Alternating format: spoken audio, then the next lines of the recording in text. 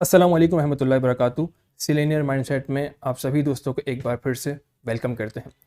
दोस्तों, अगर मैं आपसे पूछूं कि अगर आप गूगल यूज़ करते हैं और सर्चिंग करते हैं, क्या आपको अर्निंग होती है? क्या आपका आईपी एड्रेस सेफ़ है? क्या आपका डेटा सिक्योर है? इन तमाम सवालों का जवाब अगर आप पूछेंगे अपने आप से, तो आपको यकीनन आप इसको आंसर नो में आएगा। तो प्री सर्च बेसिकली एक डिसेंट्रलाइज सर्च इंजन है जिसके ज़रिए हम अर्निंग कर सकते हैं। जी हाँ, यूज़र्स जो होंगे जो कि यूज़ करेंगे, सर्च करेंगे, तो उनको कुछ ना कुछ अर्निंग होगी। लेकिन ये कैसे होगा, क्या होगा? तो वो तमाम बातें जानने से पहले हमें वेब 1.0 समझना पड़ेगा, वेब 2.0 समझना पड़ेगा और 3.0 की डिफरेंशिएट करनी पड़ेगी। तो इन तमाम वीडियो को स्टार्ट करने से पहले, अगर आप इस चैनल में न्यू हैं और अभी तक आपने इस चैनल को सब्सक्राइब नहीं किया है, तो काइंडली इसको सब्सक्राइब कर लीजिएगा, बेल आइकन पर क्लिक कर लीजिएगा ताकि आपको हर आने वाली वीडियो की नोटिफिकेशन फ़ौरन से मिल जाए। तो ये तमाम बातों को जानने के लिए, और हाँ, इस वीडियो के अंदर हम प्री सर्च के ज़रिए कैसे अर्निंग कर सकते हैं वो भी ज़रूर जानेंगे। तो एंड तक जुड़े रहिएगा। तो चलें वीडियो स्टार्ट करते हैं। दोस्तों, प्री सर्च बेसिकली एक डिसेंट्रलाइज सर्च इंजन है। इसको समझने से पहले हमें समझना पड़ेगा कि बेसिकली वेब 1.0, 2.0, 3.0 के अंदर डिफरेंशिएट क्या है। तो वेब 1.0 बेसिकली ये अर्ली 90s के अंदर, 80s के अंदर था, जो कि जस्ट रीड एंड राइट था। यानी आप जस्ट आप रीड कर सकते थे या राइट कर सकते थे और इसके अलावा कुछ भी नहीं कर सकते थे। HTML में बना हुआ था। फिर उसके बाद वेब 2.0 का ज़माना आया अर्ली 2000s में। तो उसकी एग्जांपल फेसबुक हो गई, क्रोम हो गया और व्हाट्सएप हो गया, ट्विटर हो गया, हमारे दीगर सोशल मीडिया जो हैं, उसके ज़रिए आप रीड भी कर सकते थे, राइट भी कर सकते थे, तो एक दूसरे से कम्युनिकेट भी कर सकते थे। हमने कंटेंट शेयर कर सकते थे दूसरों के साथ, उनके साथ दूसरे लोग आपके साथ शेयर कर सकते थे। लेकिन मसला ये था कि ये सेंट्रलाइज था, यानी एक थर्ड पार्टी इसको ओन करती थी। फिर उसके बाद वेब 3.0 की ज़रूरत पड़ी लोगों को कि वो वेब 3.0 क्या है। बेसिकली ये रीड, राइट और ओनरशिप भी इसके अंदर। देखिए, वेब 2.0 के अंदर भी ओनरशिप है, लेकिन आप फुली तौर पे ऑन नहीं करते। कभी भी आपकी फेसबुक की आईडी या व्हाट्सएप कभी भी ब्लॉक हो सकता है, क्योंकि ये सेंट्रलाइज्ड है। आप फुली तौर पे इसको ओनरशिप नहीं है। तो बनस्बत 3.0 के इसके अंदर हमें फुली तौर पे ओनरशिप मिली हुई, यानी आप खुद इसको ओन कर रहे होते हैं और ये डिसेंट्रलाइज है। तो ये थोड़ा सा डिफ्रेंशिएट है और जाहिर सी बात इसमें बहुत ज़्यादा डिटेल है, तो हम डिटेल में नहीं जा रहे। तो उसी तरीके से वेब 3.0 के अंदर तमाम चीज़ें डिसेंट्रलाइज हो रही हैं, एप्लीकेशंस बन रहे हैं। तो हमें सर्च इंजन की भी ज़रूरत पड़ी। जिस तरह गूगल जो है हमारा सेंट्रलाइज है, वो हमारा डाटा तमाम सिक्योर कर रहा है। वो कब चाहे आपको बैन कर दे, जब चाहे कुछ भी करे, तो कुछ भी कर सकता है।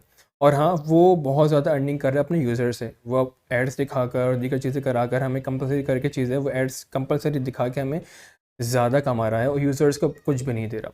तो बेसिकली वेब 3.0 की ख़ुसूसियत यही है कि बेसिकली यूज़र्स को भी कुछ ना कुछ देना चाहते हैं, यानी यूज़र्स भी इसके अंदर अपना हिस्सा मिलाएं और कुछ अर्न कर सकते हैं। उसी तरीके से प्री सर्च एक ऐसा सर्च इंजन है जिसके ज़रिए यूज़र्स भी कमा सकते हैं। तो प्री सर्च के बारे में जानते हैं बेसिकली है क्या। ये बेसिकली गूगल ही की तरह सर्च इंजन है, लेकिन ये डिसेंट्रलाइज है। ये सेंट्रलाइज ही, यानी आप इसको, आपका डाटा ही सिक्योर नहीं करता और आपका आईपी एड्रेस ट्रैक नहीं कर रहा होता। तो इसकी मैं ट्विटर हैंडल की तरफ जाता हूँ। तो यहाँ पे देखें इन्होंने क्या लिखा हुआ है कि एक तो ये पहले देखते हैं कि इसके कितने टोटल रजिस्टर्ड यूज़र हो चुके हैं। तो तकरीबन 4.1 मिलियन रजिस्टर्ड यूज़र्स ऑलरेडी यहाँ पे हो चुके हैं। तो बेसिकली इनके प्री टोकन का नाम PRE टोकन है और इसके अंदर और भी बहुत सारी चीज़ें हैं, स्टेकिंग है, नोट्स है। तो हम डिटेल में नहीं जा रहे, हम जस्ट ओवरव्यू ले रहे हैं। अगर आपने डिटेल में जानना हो तो आप इनकी वेबसाइट में जाके बिल्कुल ईजिली यहाँ पे जाके तमाम चीज़ें पढ़ सकते हैं। किस तरीके से आप रन कर सकते हैं नोट, किस तरह ऐड चला सकते हैं आप। जी हाँ, यहाँ पे भी आप ऐड चला के अर्निंग कर सकते हैं। हम यहाँ पे जस्ट फ्री में किस तरीके से अर्न करेंगे वो जानेंगे। तो अब मैं इनका एक और ट्विटर का हैंडल खोलता हूँ। देखिए, यहाँ पे उन्होंने लिखा हुआ है कि we are excited to announce that the Presearch continues as the default search engine option on Android and all the market in Europe. तो यूरोप के अंदर इनकी बेसिकली बहुत ज़्यादा मार्केट तेज़ी से बढ़ती जा रही है।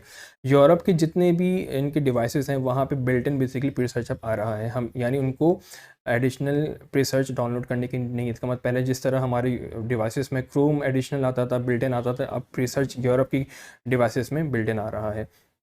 अगर इनकी मैं एक्सचेंज के बारे में देखोगे कौन कौन के एक्सचेंज में ये लिस्ट है, तो ये कुछ एक्सचेंज में लिस्ट है ऑलरेडी मार्केट में है। कूकॉइन में आप देख लीजिएगा, यूनिसेफ में देख सकते हैं, प्रोबिट में, हिट BTC वगैरह में आप ये डिफरेंट एक्सचेंजेस वगैरह में लिस्ट है। तो बेसिकली ये ERC-20 यानी इथेरियम की जो चेन है उस पर बना हुआ है। तो इसका मतलब ERC-20 जितने भी वॉलेट सपोर्ट करते हैं वो इसको भी सपोर्ट करेंगे। ट्रस्ट वॉलेट हो जाएगा या माइथर वॉलेट हो जाएगा या लेजर हो जाएगा, ट्रेजर हो जाएगा। तो इतने डिफरेंट आप वॉलेट्स को देख सकते हैं, वहाँ पे तमाम आप इसको चीज़ें स्टोर कर सकते हैं।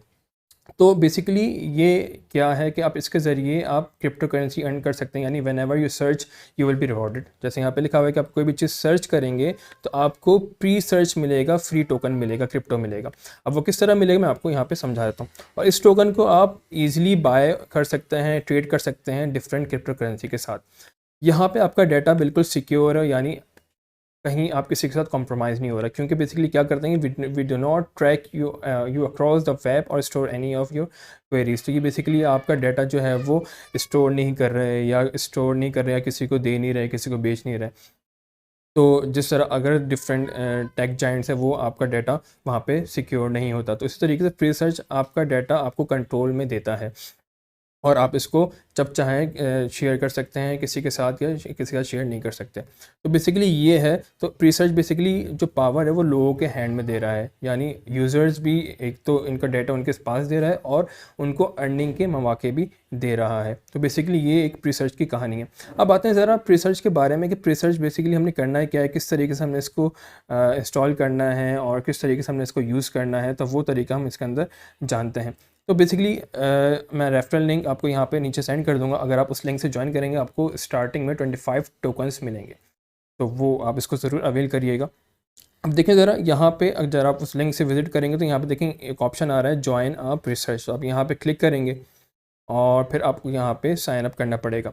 तो बेसिकली आपने यहाँ पे ईमेल एड्रेस डालना है, पासवर्ड रखना है और एज यहाँ पे बोर्ड पे क्लिक करना है और साइन अप आपने यहाँ पे क्लिक करना है। जैसे आप साइन अप पे क्लिक करेंगे तो यहाँ पे फिर आप जब लॉगिन करेंगे दोबारा, तो देखिए यहाँ पे लॉग इन या रजिस्टर का ऑप्शन आएगा टॉप पे। तो आप यहाँ पे लॉग इन करिएगा, ठीक है। ईमेल और पासवर्ड डाल के आपके पास जीमेल में एक मेल आएगी, वहाँ पे वेरीफाई करिएगा और यहाँ पे आप लॉग इन हो जाएंगे। जैसे आप लॉग इन होंगे तो आपको इस तरीके से कुछ सर्च इंजन आपका नज़र आएगा। तो यहाँ पे आप जो भी चीज़ सर्च करेंगे, मैं यहाँ पे अभी लॉग इन हूँ नहीं फ़िलहाल, तो मैं यहाँ पे लॉग इन होके होगा तो आपको यहाँ पे टोटल, यहाँ पे जो रजिस्टर और लॉगिन यहाँ पे नज़र आ रहे हैं, आपके यहाँ पे टोकन्स आपको जनरेट होते हुए नज़र आएंगे। तो आप यहाँ पे मिसाल के तौर पे कोई भी सर्च करते हैं, लेट्स से कि मैं यहाँ पे बिटकॉइन लिख लेता हूँ और यहाँ पे कोई सर्च करूँगा तो यहाँ पे इस तरीके से आ जाएगा। तो आपने करना है क्या है, जस्ट यहाँ पे हमें बेसिकली एक सर्च पे 0.1 टोकन मिलता है।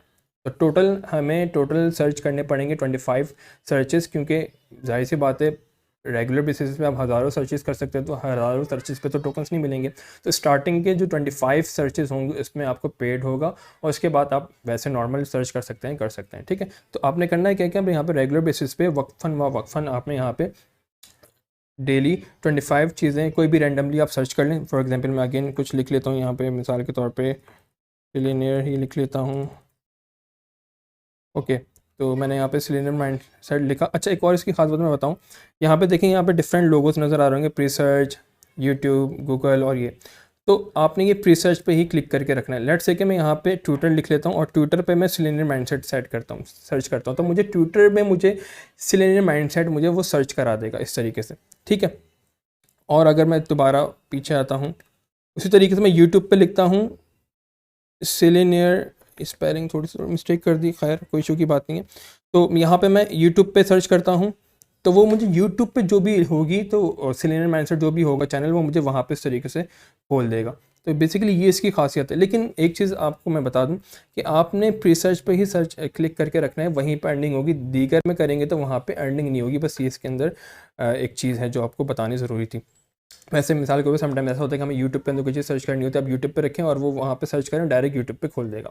तो ये बेसिकली इस तरीके से इसकी कहानी होगी। तो रोज़ाना आपने 25 सर्चेस करने हैं, पर सर्च आपको 0.1 टोकन मिलेगा और ईजी आप इस तरीके से डेली 2.5 टोकन्स कमा सकते हैं। तो इस तरीके से इसकी कहानी होगी। तो मैं आपकी यहाँ पे इसकी प्राइस के हवाले से अगर ले जाऊँ, इसका मैं अगर ऑल टाइम हाई देखूँ तो यहाँ पे देखें इसका ऑल टाइम हाई यहाँ पे नज़र आ रहा होगा। तो इसका ऑल टाइम हाई 1.40 आपको यहाँ पे रीड कर सकते हैं। 1.40 यानी ऑलमोस्ट $1.5 गया हुआ है। तो अभी अपनी ऑल टाइम हाई से बहुत ज़्यादा बिलो है, क्योंकि ओवरऑल मार्केट भी बहुत ज़्यादा डाउन है। तो अब अगर सोचें कि अगर आप ये बहुत ज़्यादा 1000 टोकन्स में लेट्स से कि आपने जमा कर लिए और इसको अगर $1 से भी मल्टीप्लाई करें तो ईज़िली आप $1000 कमाने में कामयाब हो सकते हैं अगर आप डेली यूज़ करें। तो बेसिकली ये है। तो आप जिस तरीके से डेली बेसिस पे आप गूगल यूज़ कर रहे हैं तो आप उसकी जगह आप रिसर्च यूज़ करें, क्योंकि गूगल यूज़ करते हुए आपको कोई अर्निंग नहीं होती, तो वो रिज़ल्ट भी आपको सेम मिलेगा, यहाँ पे भी सेम मिलेगा। तो बेटर ये है कि आप यहाँ पे रिसर्च यूज़ करें, 50% ये यूज़ कर लें, 50% वो यूज़ कर लें, या आप जितना आप डेली बेसिस पे 25 सर्चेस कर लें तो ये करें, फिर आप गूगल यूज़ कर लें। तो बेसिकली इस तरीके से आप एफिशिएंट वे में और स्मार्ट वे में इसको इस तरीके से यूज़ कर सकते हैं। तो ये थी आज की हमारी वीडियो। अगर आपको पसंद आई तो काइंडली लाइक कर लीजिएगा, सब्सक्राइब कर लीजिएगा और बहुत सारा शेयर कर लीजिएगा अपने दोस्तों के साथ। तो मिलते हैं नेक्स्ट वीडियो में कोई अच्छी वीडियो के साथ। टिल देन जुड़े रहिएगा। अस्सलाम वालेकुम वरहमतुल्लाहि वबरकातुहू।